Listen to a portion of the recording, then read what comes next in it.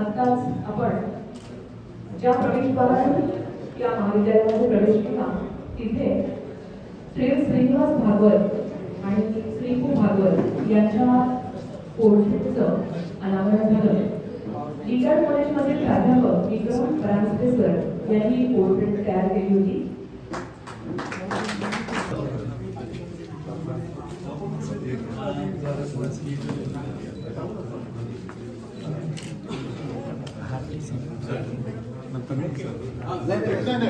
तुम्ही तरी होणार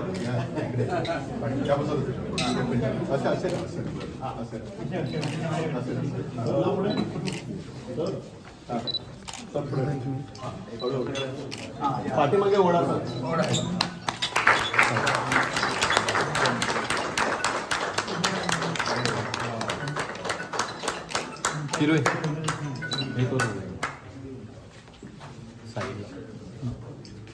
सर एक सरांचा फोटो घेऊया. हो घेऊया जरूर.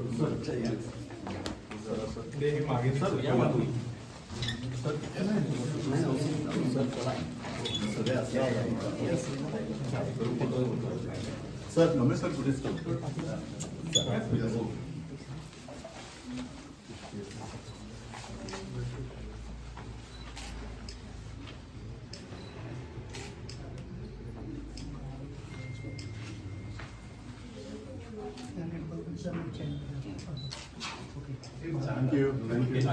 एक मिनिट.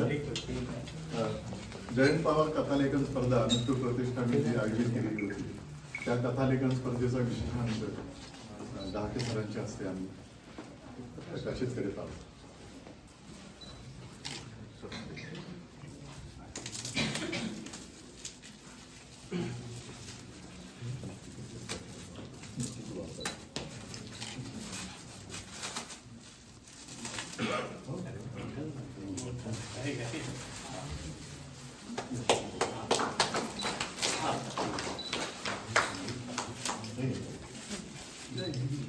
नाही तुम्ही जा तिकडे घेतले पेपर घेतले.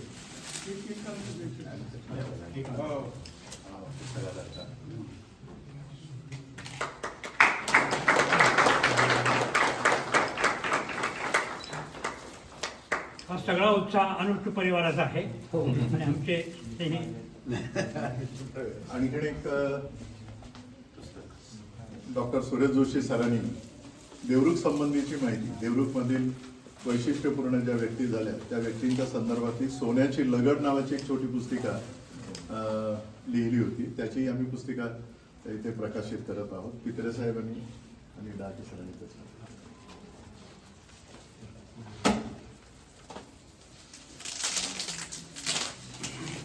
सोन्याची लगड मधला सोन्याचा माणूस आपल्या शेजारी उभा आहे.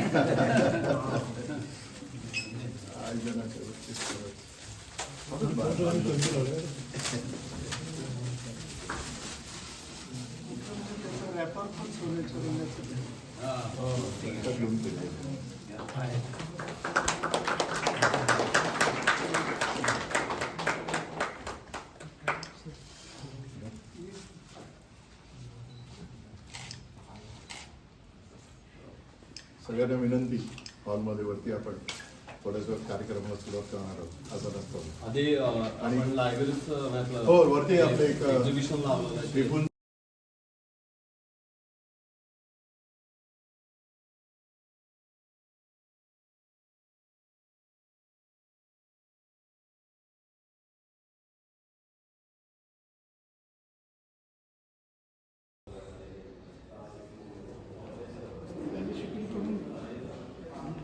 तुझा फोन दे त्याच्यावर करतो मी. तो फक्त इव्हेंट्स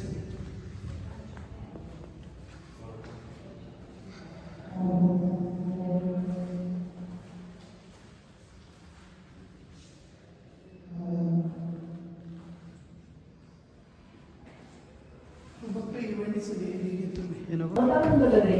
आणि ज्येष्ठ समीक्षक संपादक श्रीपू भागवत या मराठी साहित्यकारांच्या जन्मभूमी श्रीगोंद्याच्या जन्मशताब्दी निमित्त त्याला अभिवादन करण्यासाठी कला, साहित्य, सांस्कृतिक व्यवहार या विषयावर एक दिवसीय परिक्रमापूर्व आहे ही आम्हा देवरुखवासियांच्या दृष्टीने अत्यंत आनंदाची आणि अभिमानाची गोष्ट आहे.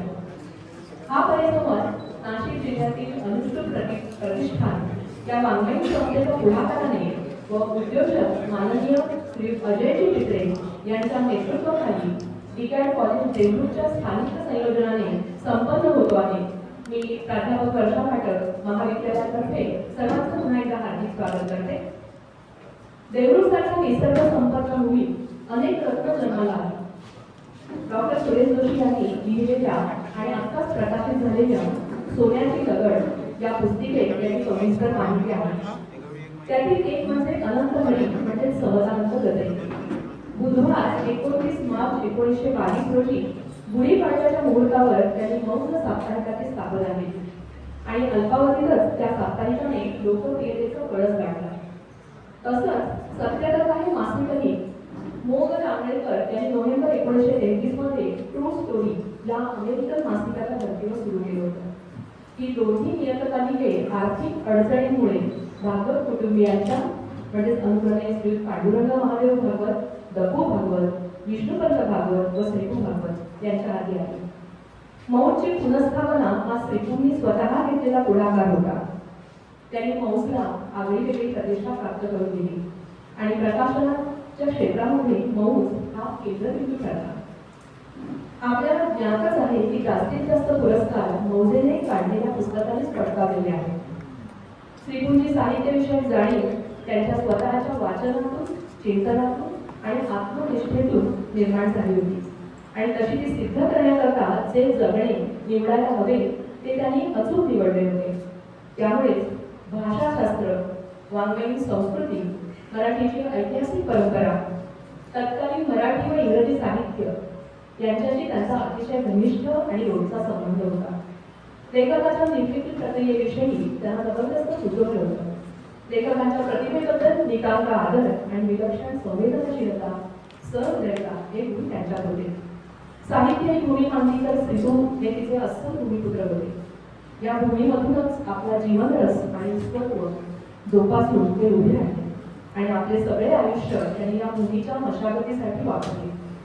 निर्माण होणाऱ्या पिकावर त्यांना अधिकार सांगता येणार नव्हता, तरीही श्रीपूंनी साहित्यसृष्टीला नेमकं काय योगदान दिलं याचं उत्तर पराकोटीची कार्यनिष्ठा, संपादनाचे महत्त्व, सुबक मुद्रणाचा आग्रह व संपादकाने लेखक कसे जोडावे याचा निर्माण केलेला आदर्श हे आहे. त्यांनी साहित्य कलेचे अक्षय रूप वाचकांसमोर ठेवत त्याच्या अभिरुचीला एक वळण दिलं. मौज आणि श्रीपू हे अपूर्व अद्वैत ठरलं. वाङ्मयीन संस्कृतीच्या या निष्ठावंत उपासकाला त्यांच्यातील वाङ्मयीन अव्यभिचारी अमलान अशा सृजनात्मक निष्ठेला कृतज्ञतापूर्वक अभिवादन करून आपण या परिसंवादाचा प्रारंभ करूया. 14 विद्या आणि 64 कलांची योगिनी असणाऱ्या माता सरस्वतीला वंदन करून मी व्यासपीठावरील मान्यवरांना सरस्वती प्रतिमापूजन व दीप प्रज्वलित करण्याची विनंती करते.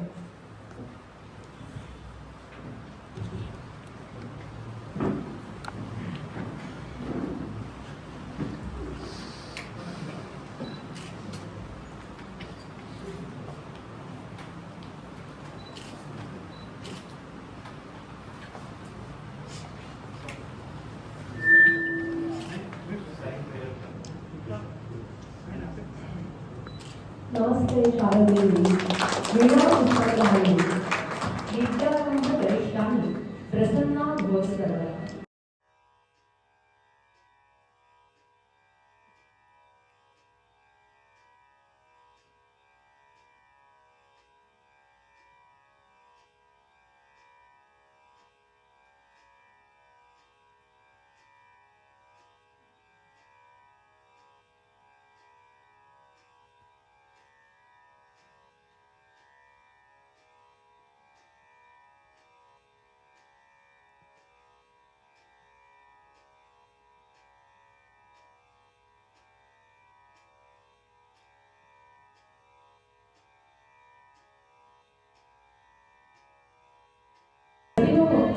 मराठी भाषा, साहित्य, कला, शिक्षण आणि संस्कृती यांच्या सर्वांगीण अभिवृद्धीसाठी प्रयत्नशील असलेले वाङ्मयीन वैमासिक म्हणजे अनुष्ठुप गेली 48 वर्ष अनुष्ठुप प्रतिष्ठानतर्फे ते प्रकाशित होते.